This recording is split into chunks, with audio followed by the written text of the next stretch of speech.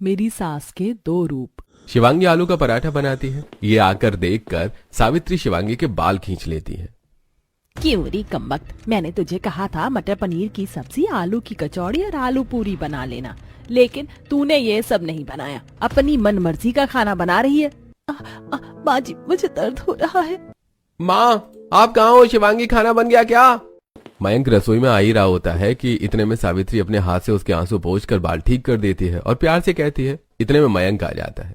बहू देख, टाइम नहीं है उसके पास, अपने पसंद का खाना तो कल बना लेना या रात को बना लेना, फिलहाल इसको आलू का पराठा ले जाने दे। चल जल्दी जल्दी बना, मेरे बेटे को लेट हो रहा है। जी जी माँ जी।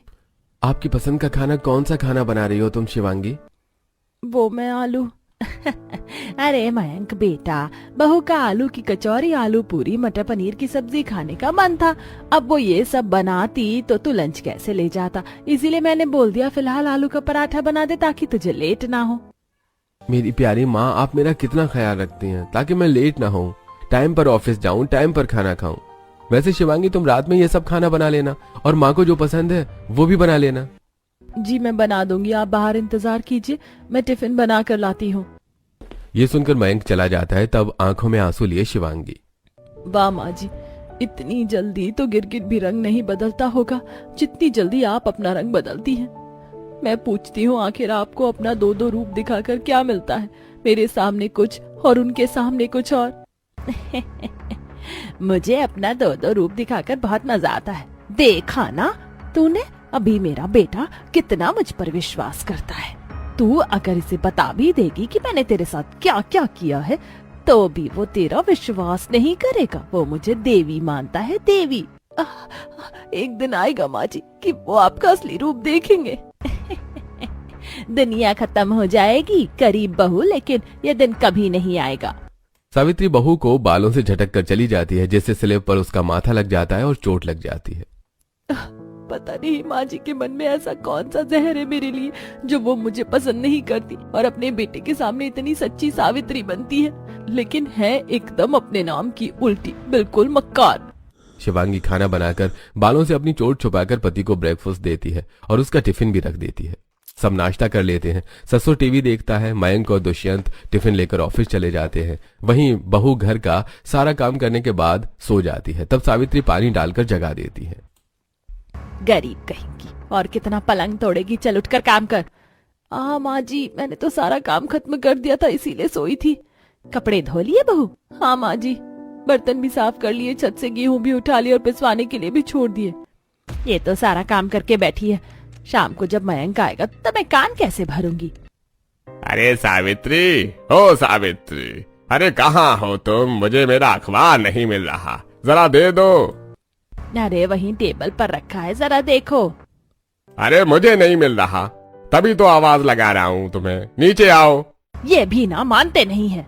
सावित्री जैसे ही एक कदम आगे बढ़ाती है, पानी में फिसल जाती है, जिससे उसकी कमर में चोट लग जाती है। आवाज सुनकर पति भी ऊपर आ जाता है। अरे राम रे, मर गई मैं। कमबख्त को लक्ष्मी मार दिया तूने, गिरा दिया।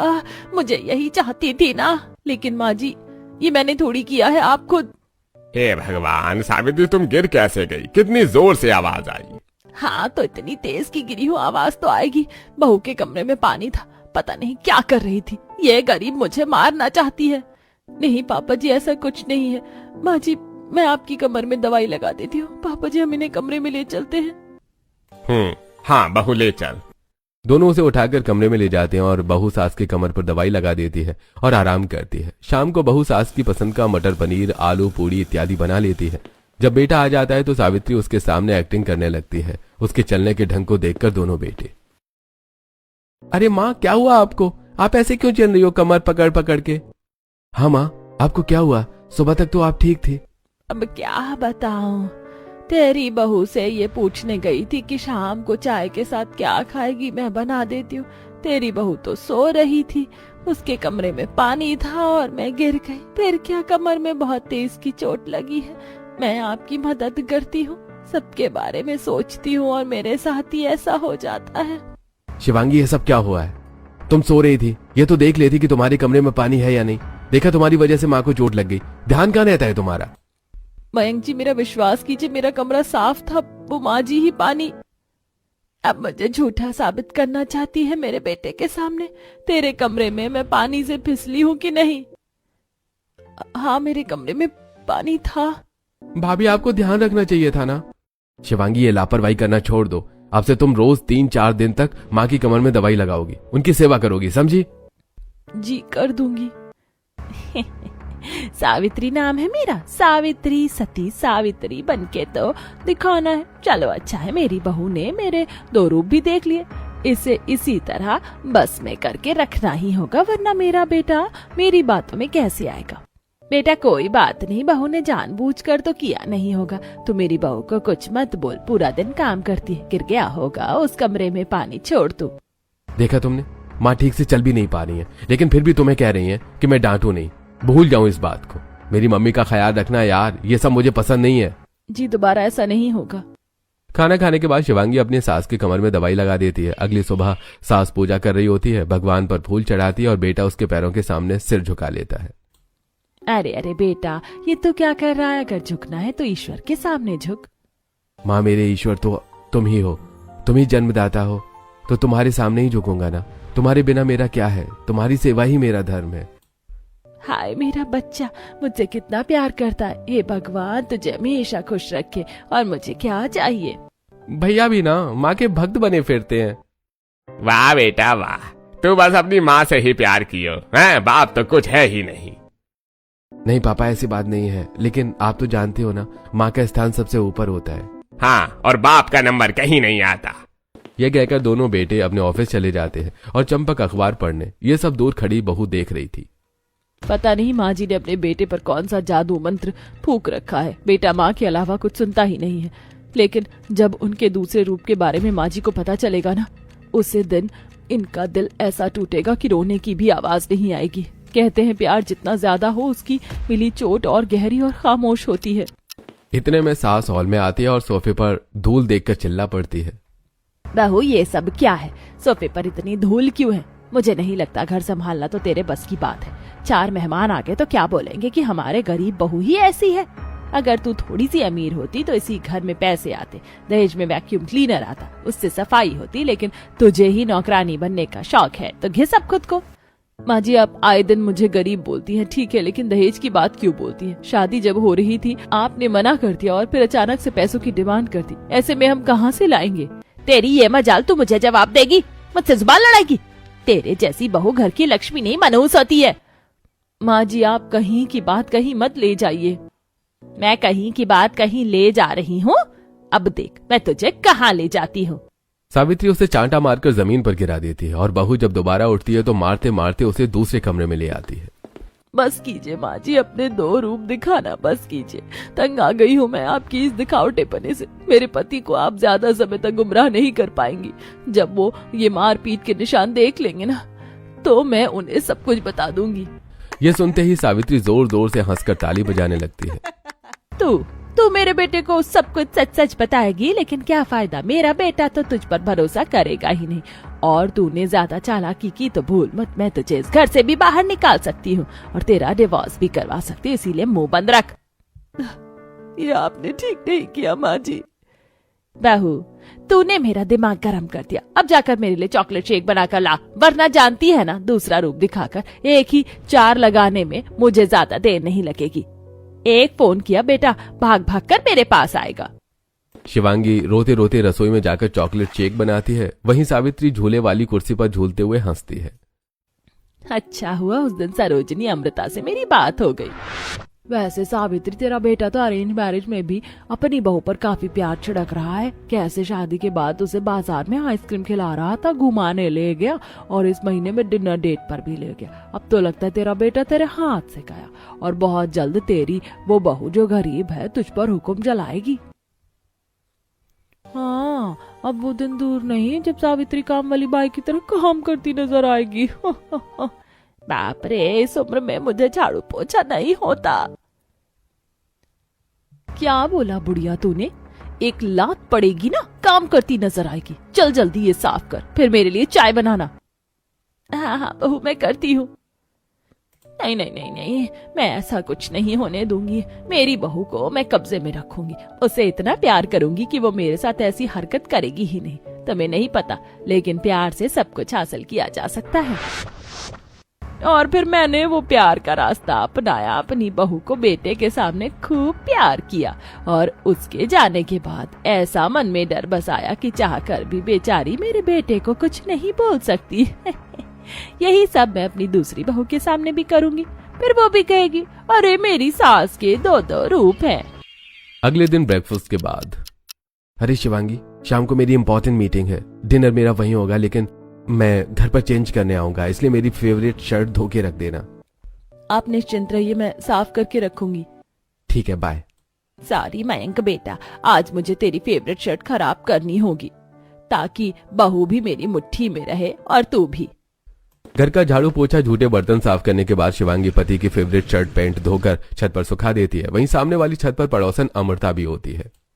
अरे बहू, तूने उसकी शर्ट के साथ घर के बाकी कपड़े भी धो दिए, मैं तेरी मदद करवा देती हूँ। बेचारी तो बहुत देर से थक गई है ना। देखना, जब तेरी देवरानी आ जाएगी ना, तो सारा काम वो करेगी और तू मेरे साथ बैठकर गप्पे लड़ाना। इतनी तो सीधी नहीं है माँ जी जो मेरा हाथ बटाए। अच्छे से जानती हूँ मेरी सास के दो रूप हैं। ओहो, सामने वाली आंटी छत पर हैं। जी माँ जी। क्या बात है सावित्री, अपनी बहू से तो तू बहुत प्यार करती है, उसके साथ काम करवाती है। अरे अब उसके साथ काम नहीं करवाऊंगी तो क्या तेरे साथ करवाऊंगी। ये कहकर जब अमृता चली जाती है तो सावित्री भी बहू को मुंह दिखाकर अकेला उसे कपड़े सुखाने के लिए छोड़ जाती है। इतने में बहू घर का बाकी काम करके टीवी देखती है।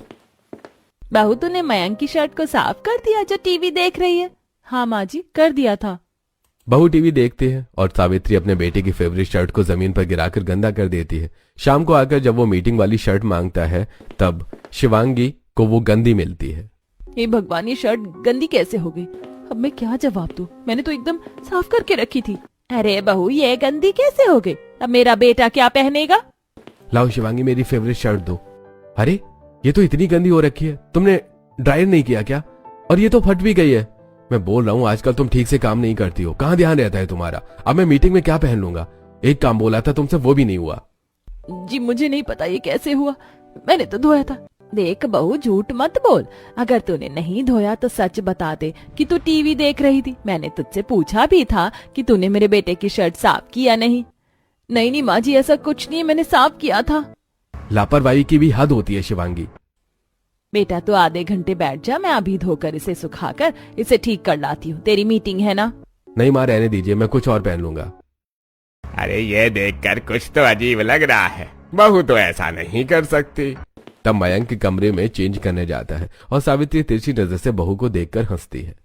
देखा बहू, तो कुछ भी नहीं कर पाई और मेरा बेटा मेरी ही बातों पर विश्वास कर लिया, जबकि तूने तो कपड़े धो दिए थे। अब तो तू समझ गई होगी ना कि मेरा बेटा मेरी मुट्ठी में है। वो तेरी कभी नहीं सुनेगा। मुझे नहीं पता था माँ जी, आप किस आड़ में हम दोनों पति पत्नी के बीच में गलतफहमियां पैदा कर रही हैं, लेकिन ये बिल्कुल भी ठीक नहीं है। ये तेरे लिए एक सबक है कि मैं अपने दो रूप दिखाकर तेरे और मयंक के साथ कुछ भी कर सकती हूँ। सावित्री वहां से चली जाती है। चंपक सब सुन लेता है। बहू, तेरी सास ने तेरे साथ जो किया वो मुझे बिल्कुल ठीक नहीं लगा। तू चिंता मत कर, मैं उससे बात करूंगा। क्या फायदा पापा जी, वो आपकी बात पर भी विश्वास नहीं करेंगे, वो सिर्फ माँ जी की सुनते हैं।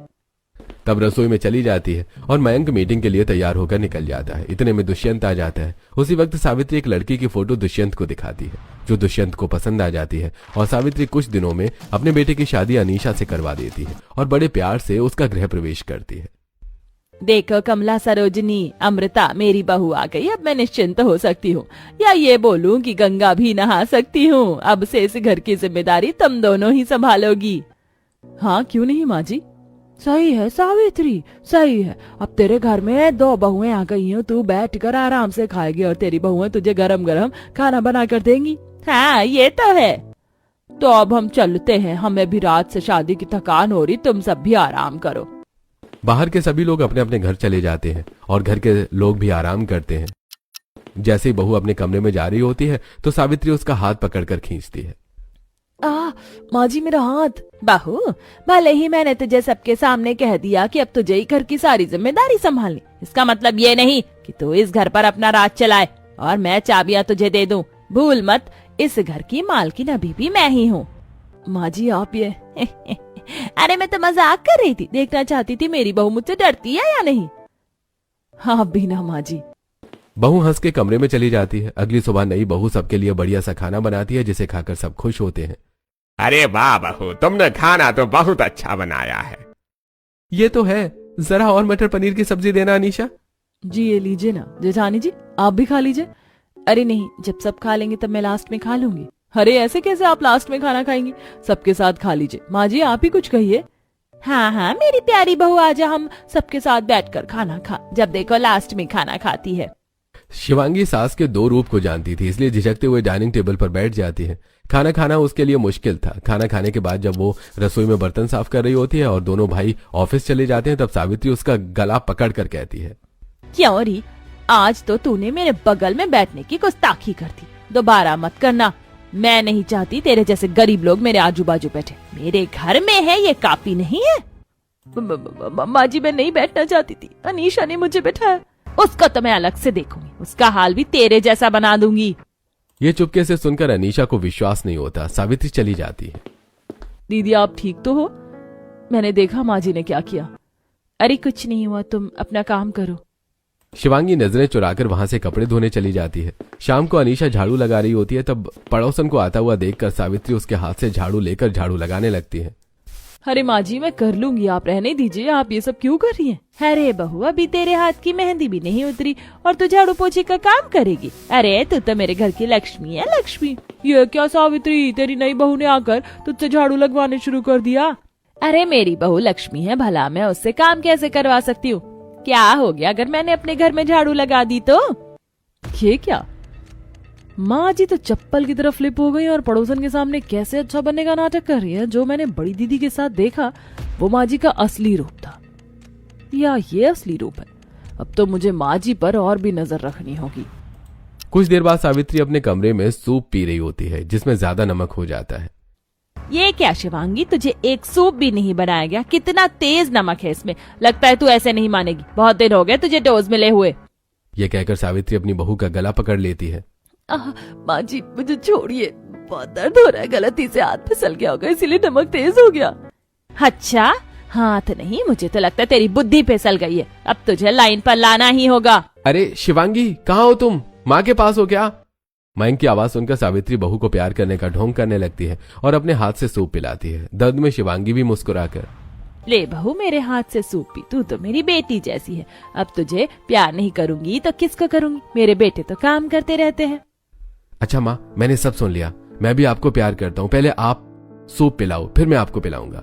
तब सावित्री मयंक को सूप पीने से रोकती है और फिर खुद पिला देती है, जो कि मयंक को बिल्कुल अच्छा नहीं लगता। छी कितना नमक है इस सूप में। शिवांगी तुम ऐसा सूप माँ को पिला रही हो, तुम पागल तो नहीं हो? फिर भी वो तुम्हें कितना प्यार करती है, अपनी बेटी मानती है। हाँ हाँ मैं अपनी बहू को अपनी बेटी मानती हूँ, तो मेरी बहू को कुछ मत कहा कर। तभी तो वो भी चुपचाप मेरे हाथ से नमक वाला सूप पी रही थी। हो मेरी सास के दो रूप हैं, हमारे सामने कुछ और बेटे के सामने कुछ और। लेकिन उन्होंने जेठानी जी के साथ अच्छा नहीं किया। पता लगाना होगा माँ जी ऐसा क्यों करती हैं। घर में आई पढ़ी लिखी बहू अनीशा 2 दिन में ही सास के दोनों रूप के बारे में जान जाती है, इसीलिए वो अब सावित्री पर कड़ी निगाहें रखती है। सावित्री जो अपने बड़े बेटे के सामने करती है वही हरकत और अपने छोटे बेटे के सामने कर रही थी। जानबूझकर रसोई में दूध की गैस तेज कर देती है, जिससे कि वो बाहर आ जाए। अरे राम हरे राम, देख दुष्यंत बेटा, देख यहाँ पर दूध उबल रहा है और तेरी बहू फोन चला रही है। अगर मैं टाइम पर नहीं आती तो गैस भी खराब हो जाती और दूध भी खराब हो जाता। रुको माँ मैं बोलता हूँ।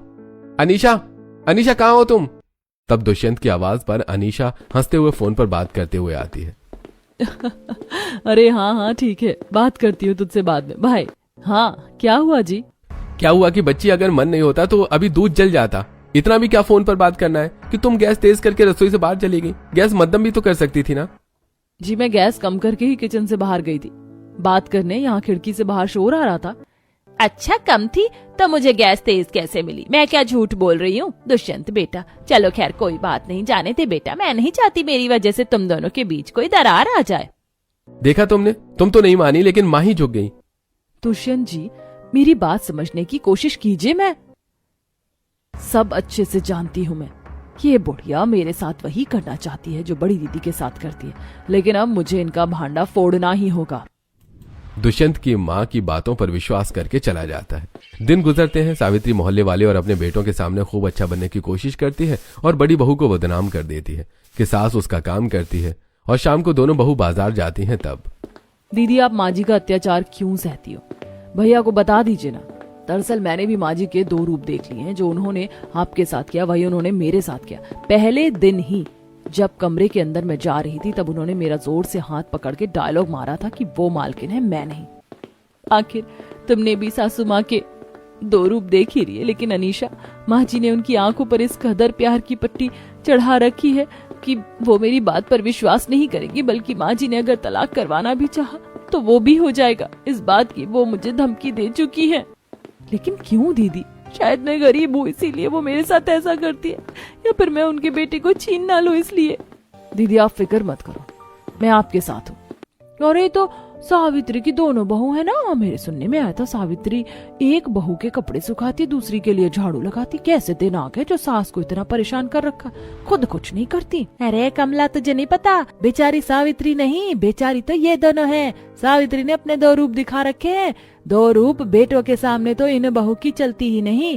बेटे देवी जो मानते अपनी माँ को, मेरे घर के सामने ही रहती है ना, मैं अच्छे से जानती हूँ सब। अच्छा, पता नहीं सावित्री अपने 2 रूप दिखाकर क्या चाहती है। अच्छा, मैं घर चलती हूँ। दोनों बहुओं की कान में बात आ जाती है कि मोहल्ले वाले भी उन दोनों को बेकार बहू समझते हैं। घर जाकर दोनों बहू काम करती हैं। गुजरते दिनों में छोटी बहू भी सास के दोनों रूप को देखती है और दुष्यंत को बताती है। क्या बोल रही हो माँ, सच में ऐसी है? वैसे मैंने भैया को तो देखा है कि बहुत भक्ति पूजा करते हैं माँ की। हाँ दुष्यंत, मैं सच बोल रही हूँ। वो भाभी के साथ टॉर्चर करती है और उनकी कमी को मैं पकड़ चुकी हूँ। जैसे ही नेकलेस दिलाऊंगी ना कल सोने का, मुझसे प्यार से बात करने लगेंगी। आज ही मैंने उनको बोला है कि माँ, मुझे किचन को मॉडर्न बनवाना है, लेकिन उन्होंने साफ मना कर दिया। अब कल देखना। अनीशा अपनी सास को अगले दिन सोने का नेकलेस देकर घर ले आती है, जिससे लालच में आकर वो खुश हो जाती है और डाइनिंग टेबल पर सबके सामने, माँ जी, मैंने कहा था आपसे कि मॉडर्न किचन बनवा लेते हैं। ये किचन आजकल के जमाने के हिसाब से ठीक नहीं है। अरे अनीशा बहू, तू कुछ बोले और मैं ना सुनूं, ऐसा हो सकता है क्या? ठीक है, तुझे जैसी किचन चाहिए वैसा बनवा ले। अच्छा सावित्री, कल तक तो तुम मेरे कहने पर भी रसोई नहीं रेनोवेट करवा रही थी, अब तो मॉडर्न किचन बनवाओगी। हाँ तो क्या हो गया? तुम्हारा शक सही निकला। माँ तो तुरंत बात मान गई। बस 2 दिन और उनकी सच्चाई मैं भैया के सामने भी ले आऊंगी। अगले दिन बड़ी बहू सीढ़ियों से उतर रही थी कि जानबूझकर सावित्री अपने बेटे के सामने बहू को धक्का मारती है, जिससे उसको चोट लग जाती है, लेकिन चोट खाने की एक्टिंग खुद करती है। अरे राम रे, मुझे मारेगी क्या? सीढ़ियों से गिराकर मारना चाहती है क्या? मैं तो तुझे कितना प्यार करती हूँ, तू मेरी जान लेना चाहती है। देख ले बेटा, देख ले, तू सामने ही है ना मेरे। माँ जी, धक्का तो आपने मारा है, चोट मुझे लगी है, तो आप ऐसा क्यों कर रही हैं? देखा बेटा देखा, आज तक मैंने इसे अपने हाथों से खाना खिलाया, खूब प्यार किया, और ये मुझे मारने के लिए कैसे कर रही है? मैं धक्का क्यों मारूंगी? शिवांगी, तुम्हारी इतनी हिम्मत कि तुमने माँ के साथ ऐसा किया। मयंक शिवांगी को थप्पड़ मारने ही वाला होता है कि बीच में अनीशा आ जाती है, लेकिन मयंक उसे सुनाकर पीछे हटने को कहता है। तब चंपक बात संभाल लेता है। मैटर शांत हो जाता है। ये देखकर अनीशा को बिल्कुल अच्छा नहीं लगता और वो अब सावित्री के खिलाफ सबूत जुटाने लगती है। अनीशा के कहने पर शिवांगी जानबूझकर सास के पास अकेले कमरे में जाती है और अपना गुस्सा जाहिर करती है। वहीं खिड़की से अनीशा सब कुछ रिकॉर्ड करती है। बस माँ जी, बहुत हो गया। शादी के बाद से मैं बहुत कुछ सहन कर रही हूँ। आप मेरे और उनके बीच बहुत कड़वाहट ला चुकी है। अब और नहीं, कल भी धक्का आपने ही मारा था और उन्होंने मुझे गलत समझा। हाँ तो तू कितनी भी कोशिश कर ले, मेरा बेटा तुझ पर यकीन करेगा ही नहीं, क्योंकि उसकी देवी जैसी माँ सच्ची है, सब कुछ है उसके लिए। तू चाहती है कि ये सब मैं रोक दूं तो अपने मायके से 2 लाख रुपए भिजवा, जो कि अभी तक भिजवाया नहीं है। मैं ये सब करना छोड़ दूंगी, फिर तेरी सास का एक ही रूप रहेगा। जब मेरे माता पिता पर पैसे नहीं है तो मैं आपको कहाँ से ला कर दूं? सावित्री गुस्से में बहू का हाथ मोड़कर, कहीं से भी ला, मैं नहीं जानती, वरना मेरे 2 रूप तो हमेशा देखेगी। सावित्री चली जाती है और दोनों बेटों के ऑफिस जाने से पहले अनीशा वही रिकॉर्डिंग वीडियो टीवी पर चला देती है। जेठ जी, आपको माँ जी सच्चाई की देवी लगती है ना? आज उनका एक रूप की झलक यहाँ भी देख लीजिए। घर के सभी लोग ये वीडियो देख लेते हैं जिसमें सावित्री की सच्चाई सबके सामने थी। ये देखकर मयंक टूट जाता है। नहीं, ये मेरी देवी जैसी मां नहीं हो सकती। क्यों मां, क्यों तुमने मेरी पत्नी के साथ ऐसा किया? आखिर उसने तुम्हारा क्या बिगाड़ा था? सिर्फ उस पर पैसे ही नहीं थे ना, और आपने हम दोनों के बीच में वो कड़वाहट पैदा की। सिर्फ जेठ जी आपके रिश्ते में नहीं, दुष्यंत जी और मेरे रिश्ते में भी इन्होंने अपने दो रूप दिखाए। मयंक बेटा, मेरी बात तो सुन। मुझे हाथ मत लगाओ माँ। मैं हार गई बेटा। मैं डरती थी कि बहुएं अगर हावी हो गई तो मेरा राज खत्म हो जाएगा। मुझे लगा मैं अगर सख्त रहूंगी तो सब मुझसे डरेंगे, पर आज मैं खुद अपनी औलाद को खोने से डर रही हूँ। माँ जी, हमें डर नहीं, सिर्फ प्यार चाहिए था। आपने देवी बनना चाहा, पर असली देवी तो वो होती है जो अपने घर को जोड़ती है। तुमने बहुत गलत किया सावित्री, दोनों बहू के साथ। माँ आपको देवी मानकर आपकी पूजा करता था। आपने मुझे विश्वासघात दिया है और मेरी पत्नी पर टॉर्चर भी किया है। अब मैं एक पल के लिए भी इस घर में नहीं रुकूंगा। अब उसे वो खुशियां दूंगा दूर ले जाकर जिसकी वो हकदार है। चलो शिवांगी। मुझे माफ कर दे बहू। बेटा मुझे माफ कर दे, पर इस घर को छोड़कर मत जाओ, मैं बदल गई हूँ। अब देर हो गई है माँ। मयंक एक नहीं सुनता और अपनी पत्नी को वहां से ले जाकर दूसरे शहर में रहने लगता है। सावित्री अपने पछतावे में जलती है और दूसरे बहू बेटों के साथ रहने लगती है।